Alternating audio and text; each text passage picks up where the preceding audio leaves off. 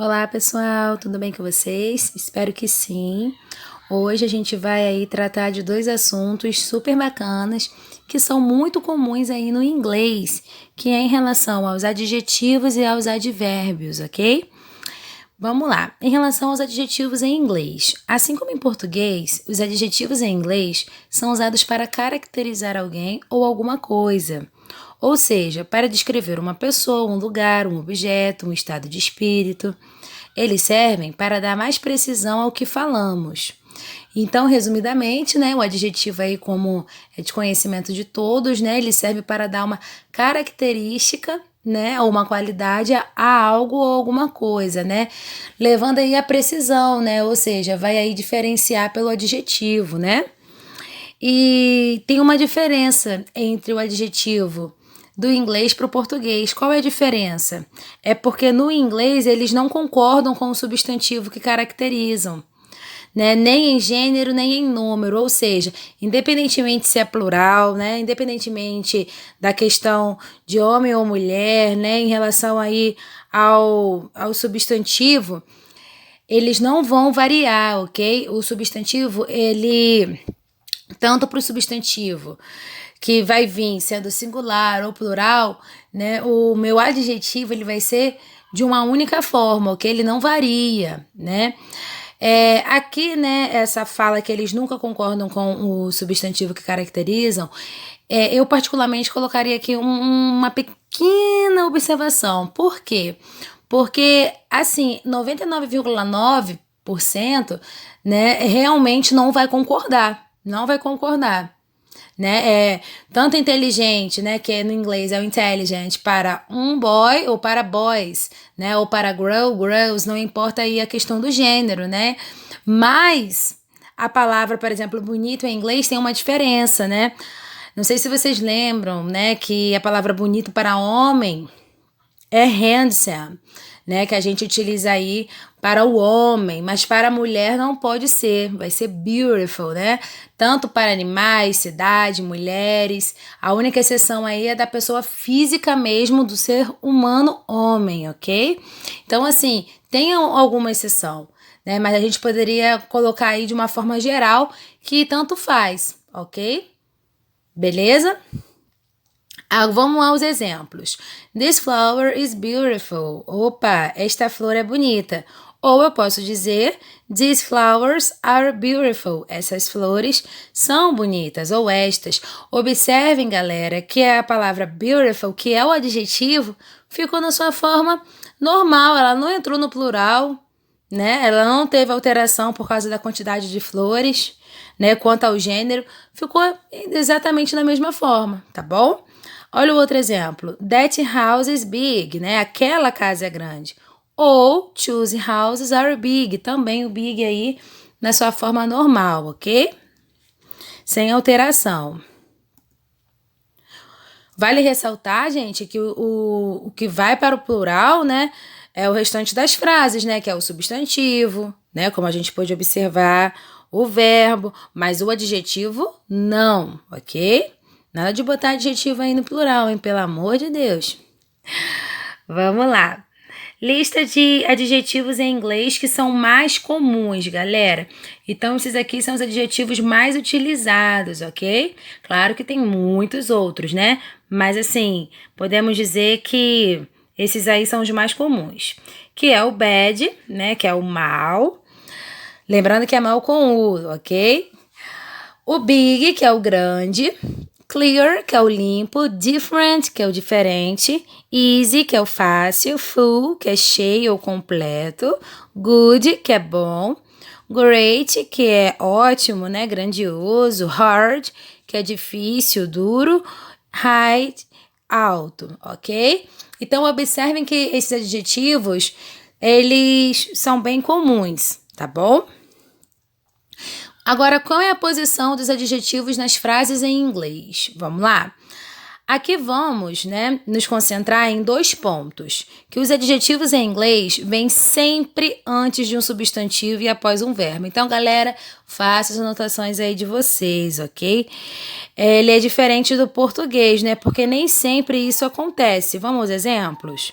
This is a big boat. Eu falo que este é um barco grande. Observe que o big está vindo antes de quê?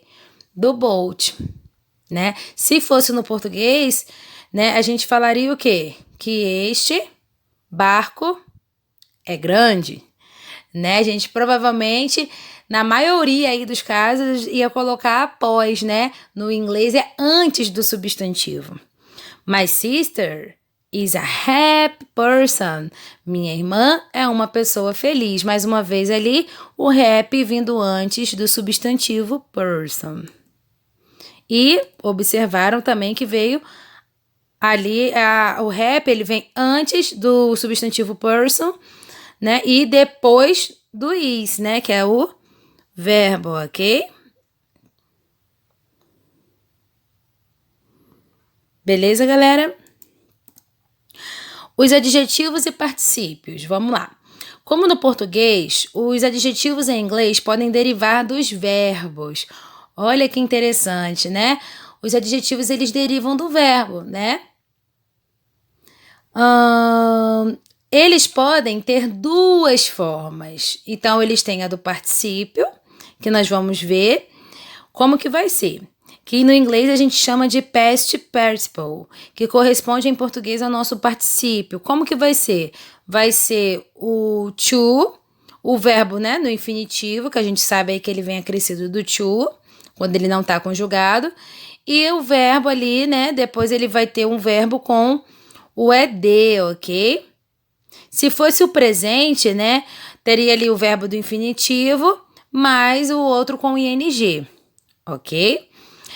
A gente vai ver na prática. Esses são usados para fazer descrições e sempre com o verbo to be, galera. Observe que é sempre, ok? E vamos exemplificar. She is interested in art. Observe que eu coloquei o is e coloquei esse interest. O quê? No particípio. Por que eu sei que está no particípio? No passado. Porque termina em ed. Ok? Observem, gente, que a estrutura que ele está falando do verbo ser no infinitivo não significa que ele vai estar no infinitivo, ok? Vocês, na hora de escrever, obviamente, vocês têm que tirar o verbo do infinitivo, certo? Eu não posso falar I to like, eu falo I like, ok? É só para vocês saberem como que seria a estrutura, tá bom? Já na frase de baixo, nós temos o present participle, que é o is e o verbo com ing, ok? He's interesting, né? Ele é interessante. Observe aí que a gente muda, né, o significado um pouquinho, né? Principalmente na primeira frase, que a gente fala que ela é interessada em artes, né? Então, observe que nem tudo, vamos dizer assim, dá pra gente fazer uma tradução literal, né? Porque, por exemplo, aquele ali tá no passado, né? Mas na hora da gente fazer a tradução, a gente fala o quê? Interessada. O que também indica passado, né? Eu poderia falar, eu estava interessada, né? Eu tive interesse, ok? Qual é a forma dos adjetivos em inglês? Então, gente, a forma que ele tá querendo dizer aqui é o quê? Como que vai ser a ordem, ok? Em outras palavras, seria isso. Por que dizemos a big black dog? Um cachorro preto e grande. E não black big dog. Porque existe uma ordem, galera, para ser seguida. E é sobre esta ordem pré-estabelecida dos adjetivos que vamos falar agora.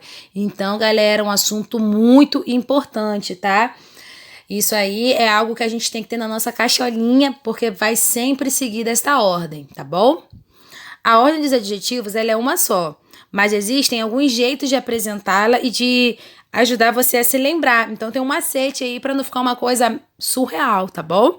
A primeira é mais comum é a tabela abaixo. Vamos ver os adjective orders. Ou melhor, adjective order.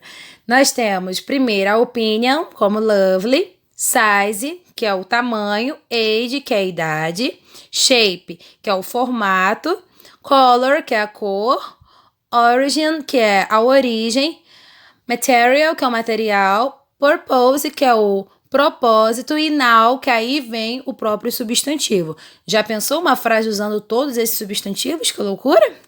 Pois é. Vamos ver então? A ordem dos adjetivos e a respectiva escolha deles é a seguinte: tem a opinião, né? Como eu falei, tamanho, idade, formato, cor, origem e assim vai, certo? Até chegar no substantivo. Então, olha ali o exemplo que foi dado. Adorável, grande, velha, quadrada, marrom, inglesa, de couro, escolar, mochila. Nossa, eles são bem, vamos colocar assim, eles gostam muito de fazer um suspense, né? Observem aí essa questão deles primeiro falar todos os adjetivos, né? Fazer aquele suspense bem elaborado, né? Até chegar na palavrinha, vamos colocar assim, para ficar mais fácil. Agora vamos facilitar isso? Agora, para memorizar, nós damos uma dica para você. Percebeu que as primeiras letras das 6 categorias estão destacadas? No caso, as 6 categorias que ele está se referindo são essas 3 até origin, ok? Então, a ordem das 6 primeiras letras iniciais das categorias formam a palavra Osasco. Observem aqui comigo. O-zas-co, ok? Para ficar mais fácil. Se você conhecer a cidade ou já ouviu falar, lembrar-se dela quando tiver que escrever ou fazer uma descrição longa por ser uma great help, né? Gente, isso aí é uma ótima ajuda, ok? Lembra aí do Osasco. E se achar, né, que você pode confundir com os dois O, é só você lembrar o quê? Que a opinião sempre aparece em primeiro lugar. Observem aqui que a gente tem 2 O, né? Do opinion e do origin. Mas a opinião, vamos botar assim, sempre aparece primeiro, né? Sempre tem alguém para dar um palpite primeiro, certo? Sabendo que as palavras certas, né? A origem não será mais um problema com essa dica. Você só terá que lembrar das últimas duas, que é o material e o propósito, ok? Que aí são as últimas duas aí que a gente teria que memorizar as duas palavrinhas, ok? Há também, gente, gramáticos que unem o shape e size, tá bom? E colocam os dois antes de age. Então, observem ali que a tabela, ela pode mudar um pouquinho, tá? Se você quiser colocar também o shape, que é o formato, né? Então, nessa ordem, ficaria o quê? Opinião, tamanho / formato, né? Porque aí tanto faz e ele vai seguir o restante da ordem, tá bom? E para encerrar esse assunto de adjetivo, vale notar que os verbos de ligação, como taste, smell, look, feel em inglês, são seguidos de adjetivos e não de advérbios. Gente, isto é muito importante. Se vocês pararem para observar, esses verbos de ligação, eles têm a ver com os nossos sentidos, né? Observe aí que é o provar, o sentir, né? O cheiro, né? O cheirar, olhar. Então, esses tipos de verbos, eles estão ligados aos adjetivos. Observem só. Roses smell sweet. Observem que as rosas, elas têm um cheiro o quê? Doce, ok? He felt bad about the news. Ele se sentiu o quê? Bad. Se sentiu mal, ok? Com as notícias. Então, vocês conseguiram observar essa questão? Tranquilos? Então tá bom. Gente, muito obrigada.